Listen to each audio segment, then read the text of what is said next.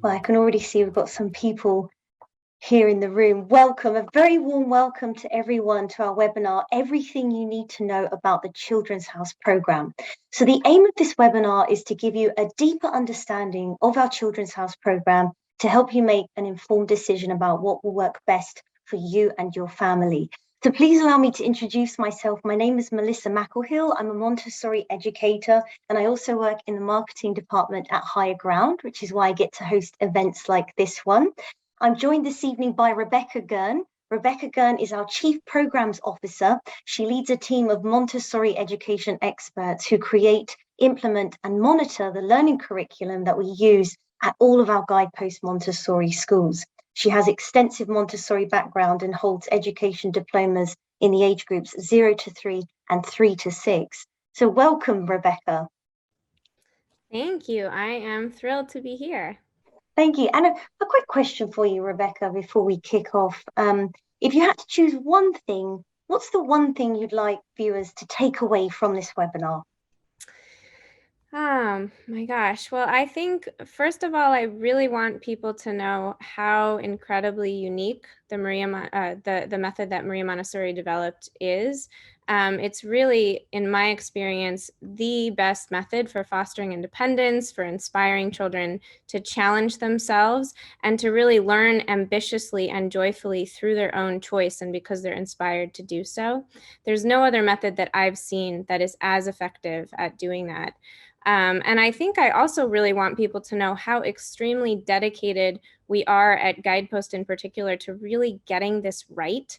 We put so much incredible thought into our learning environments, into our training and professional development, into the programmatic support that we provide for guides and school leaders. And that's just because of how passionate we are about implementing this very particular vision of education and trying to give the most elevated experience we can to children. Thank you, Rebecca. So we're also joined here this evening by Samaya Billa. She's having some technical difficulties, so fingers crossed she can get logged in, and then I will give her an introduction then. So in the meantime, if you have any questions, please write them in the chat. One of our colleagues, Carolina, is going to be monitoring the chat and she can answer your questions throughout.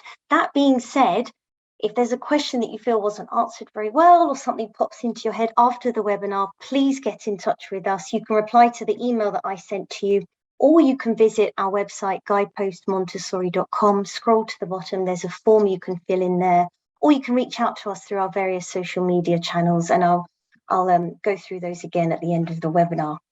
So before we go into the Children's House programme details, let's start by taking a look at the Children's House within the context of everything that we offer at Guidepost Montessori.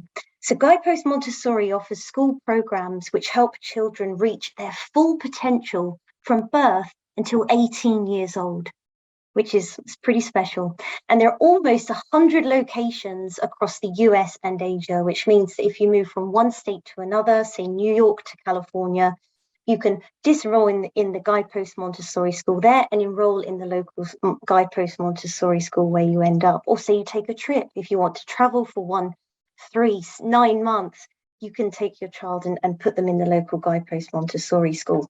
We also have a virtual school, which is a full-time option in and of its own right, but we also offer it as an option to our families who are enrolled in our in-person school programs. Say you want to try homeschooling for a few months, or you want to travel to a place where there isn't a local Guidepost Montessori school.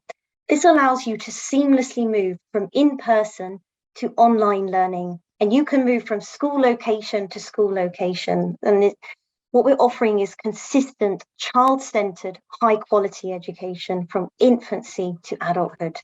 And something else I'd like to draw your attention to is our Spanish and Mandarin immersion options. So we offer language immersion for children ages 0 to 6 years old.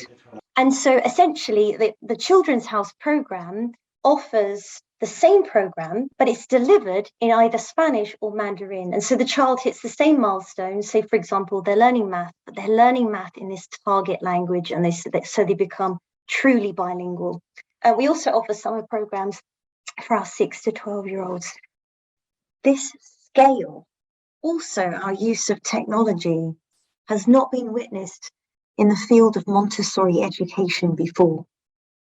Guidepost Montessori and ATI, the Academy of Thought and Industry, so these are our schools. Guidepost Montessori for children ages 0 to 14 years old, the Academy of Thought and Industry, ATI, is our middle and high school. These schools are supported by the wider organisation in general. That includes Higher Ground. So Rebecca and I work at Higher Ground. We have the Prepared Montessorian Institute, which is our teacher training centre. We'll talk a bit more about that later. We also have a think tank, an education think tank called Montessorium. All these branches, as it were, support Guidepost Montessori and ATI so that teachers have more time and energy to focus on what really matters, which is educating and nurturing your children. And so, Rebecca, if I can pass the first question to you, which is, what do children learn in the Children's House? Sure. And I also just want to say that I'm super excited that Samaya, one of our guides, has been able to log on, and she'll be able to share some of her real experiences in the classroom and kind of from her vantage point working with children every day. And I see there's also lots of great questions in the chat. We can make sure to kind of follow all those up in case we don't have time to cover all of them in the webinar, but I think a lot of them will be answered as we sort of move through the program. So as far as what children learn in our Children's House, so the whole beauty of the Montessori approach is that children have the opportunity to get very advanced, but to learn at their pace and in a way that is really self-motivated and chosen. So by third year of Children's House, of this mixed stage program, age 3 to 6, we really think of that third year as the kindergarten year. It lines up with the age of traditional kindergarten. And by that age, children are typically reading, doing all 4 mathematical operations into the thousands, including dynamic addition and subtraction with carrying and borrowing. But they build up to that. So we start from birth in our schools doing exercises that develop concentration and focus and persistence. And a lot of that happens actually through what we call our practical life exercises. That's a term that Maria Montessori used. And that's the real activities of living made into these very beautiful multi-step exercises that require the child to follow an extended logical process in order to do something that she's really naturally motivated to do. And these are the kind of like motivations that we see in all children, are these motivations to do things by themselves, to take something that an adult is doing and do it for herself. And so we embrace that natural tendency, that developmental energy in the child, and we really kind of lean into that with our practical life exercises, which are developing independence and concentration, and really sort of like the basic brain architecture that's setting the child up for success as they're kind of pursuing and exploring more and more advanced learning as time goes on. And then, of course, we're also training the senses and the mind for the kinds of patterns of thinking that are required by a scientific process. And that happens all through our sensorial materials, and just in general, exposing the children to a very thoughtfully selected, rich universe of learning opportunities that they are moving through in a mastery-based way at their own pace. So it's pretty exciting stuff. I think the Montessori materials, when people see them for the first time, they find them absolutely incredible because there's just nothing like them in the world. Thank you, Rebecca. And we can also share a more detailed curriculum for you, with you as well, so you can see that the minutiae of everything that our children learn during the Children's House program.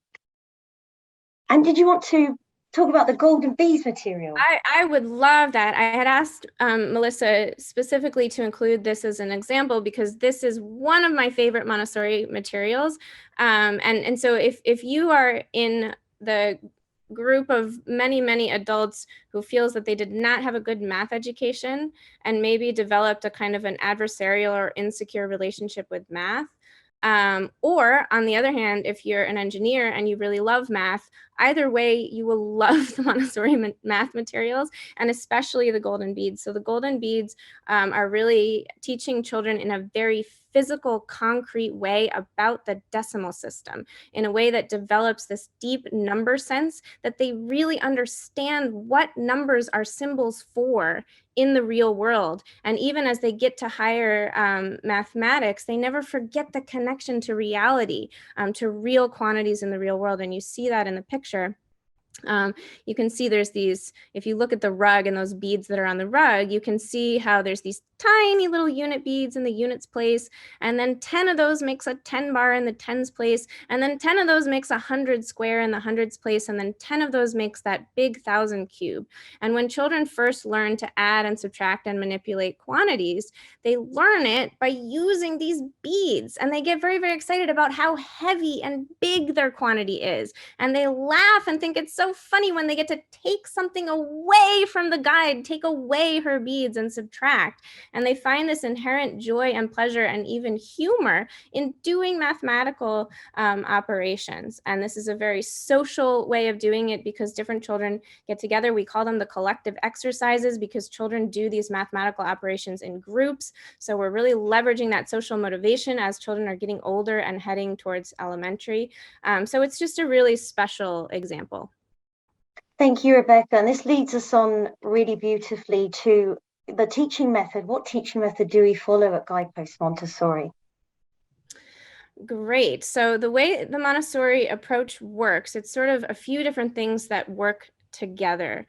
And so we've talked quite a lot about the materials, and now we can think about the framework that those materials exist in, and how that combination serves the child and inspires the child. So the basic work of a Montessori guide, as Samaya can kind of talk about more, is to present to the child, present a material to the child, and that's connecting the child with a learning opportunity. And what's interesting about Montessori is the learning. We don't think of the learning as happening while the guide, while the teacher is there presenting. We think of that as happening after she leaves. So the guide is inspiring, the guide is catching the child's attention, and the guide is making it possible for the child to use the material and learn. But the child learns alone with the material in this amazing moment of concentration. And what we see in our classrooms is children that sort of go into the zone, like into this state of flow, and they can't even see the other things that are happening around them in the classroom. And they're not even aware of what's going on because they're so lost in the pleasure of using that material. And that's the moment when learning and development is really taking place. So there's a lot that goes into that. And there's a whole science behind preparing the environment and introducing behavior in the classroom through grace and courtesy and other things. So all of these things work together to set up the conditions for learning. Thank you, Rebecca. I like the way Rebecca puts that, in the zone, when children are concentrating. Now, if you have no experience of the Montessori setting, you might be thinking, well, what does that look like? So we've put together a short video that gives you a peek inside the children's house. We sent one of our colleagues with his video camera. He visited a campus and took a short video during the work cycle, which captures the children at work. And well, I don't need to tell you anymore. Let's dive in. Welcome to the children's house. So here we have a young girl putting a puzzle together, and you can see that deep concentration in her eyes. And here this boy is rolling his mat up. So when you start work, you also get to finish and put it away. And this really builds a sense of independence. This, I am capable of anything because I can see my work through from start to finish. Very independent. Sometimes children will be working with the teacher. The teacher observes and then presents. And so these children may be about to receive a lesson from the teacher. This young girl here working independently, that look of calm serenity that comes with concentration, it's absolutely beautiful. And here we can see a group working together. So not all work is done by yourself. You know, children do get to work with each other, which really helps with social skills, language development, among other things. And this girl here stringing these blocks. just again, that look of concentration and serenity. She has chosen this activity herself and is completely absorbed in it. Now, what I like about this activity is the boy is receiving this lesson. He's working on something called practical life. It's helping him build his physical coordination, so control of his actions, as well as he's building up concentration. But this young girl is allowed to watch, and so she's learning a lot too. You know, she's not in the way. There's no harm done, but she's getting this insight, something that's really special about the Guidepost Montessori setting. Now, I find this scene is lovely because we see collaboration between the older and younger students in the environment. And then this last scene, I think, is my favorite. The boy works on the blocks while the girl quietly watches on. So just like before, even though it's his work and he is learning, she's gaining a lot as well. I wonder if Samaya at this point wants to like just pipe in and share just some of the work that her children maybe have been doing today or in recent weeks, or presentations that she's given recently. Lovely. Well, let me introduce Samaya. I'm so glad you're able to get in. Welcome. So Samaya is a Children's House lead guide at one of our Guidepost Montessori schools in Frisco, Texas. And she also brings a wealth of expertise. She's been teaching in a Montessori setting for over 10 years, and she holds an early education teaching and childhood diploma. So welcome, Samaya. Thank you. I'm so excited to be here. Thank you. Well, maybe, yes, as Rebecca said, and perhaps you could tell us, you know, what does a typical day at the Children's House look like? What was your day like today? Well, today was great. Actually, I was talking to my director. I have one of 2.5-year-old who just started last week. So today she saw me giving lesson on addition, and she wanted to learn that. And I'm like, okay, you have to follow some step, but if you like, you can observe the child. And she was observing, and the whole time she was there. And next time, like after a few hours, she picked up that work and she tried to do it by herself without knowing the number. She was trying to color coded the number rods, and that was amazing to see. Like even though she didn't know any number or anything, she was trying to put the red and blue rods next to each other to do addition. And I was like, wow, like you are not even 3 and you are showing interest in this kind of math work, like advanced math work. So that was beautiful to see. And she was sitting with that work for an hour to figure out how to do it. So that's beautiful. I think that's a real testament to the mixed age environment. You know, the young children, they enter and they're inspired by what they see the older ones doing.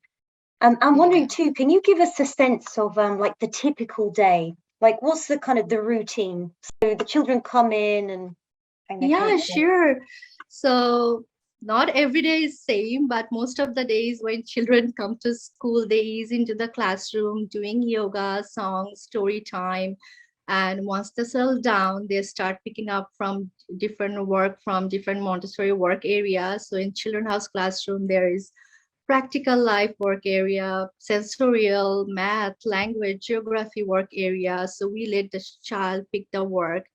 I circulate in the classroom, observing, presenting the work material. I closely work with my assistant to model team building, teamwork with respect. Then we have meal time, circle time, outdoor time,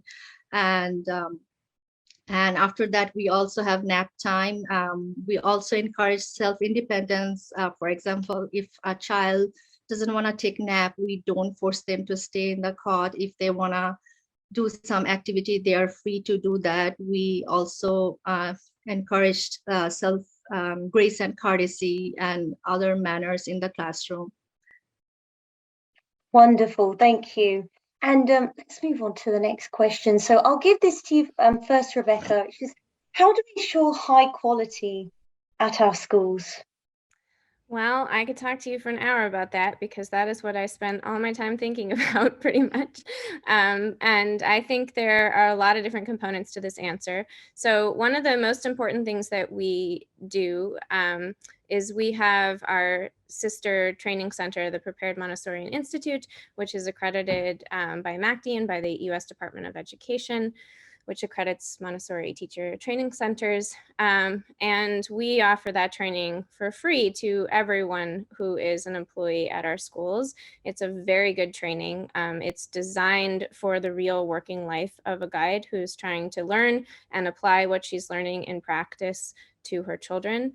And then we just have a great deal of program support structures and a whole programs team that's dedicated to making sure that guides have what they need in real situations in the classroom, structures that help guides to individualize to particular children who maybe have special needs or things like that. We have sort of specific internal processes for that to help make sure that those children are getting their needs met in our classroom. And on the flip side, that very advanced children are getting their needs met because this is a totally individualized approach.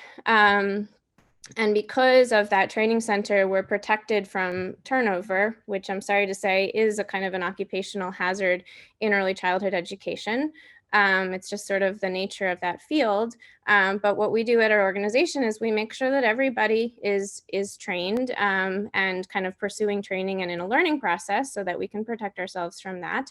And then we also have systems. There's a system called Transparent Classroom that we use for really careful and specific record keeping and lesson planning for individual children, which means that we always know at any given point in time where a particular child is in the progression of exercises in the Children's House classroom so that any adult can log on and see that. What lessons have they been introduced, practiced, mastered, and can pick that up from where someone else left off. And that allows for a kind of a continuity of the child's experience that really helps. And it also feeds into what Melissa was talking about earlier. If your child transfers from one school to another, or goes into our virtual program for a period of time and comes back, all of that is tracked and follows the child's record. So really helps with that. And then of course I should also talk about Cognia, which is our accrediting body that we've been very proud to partner and work with.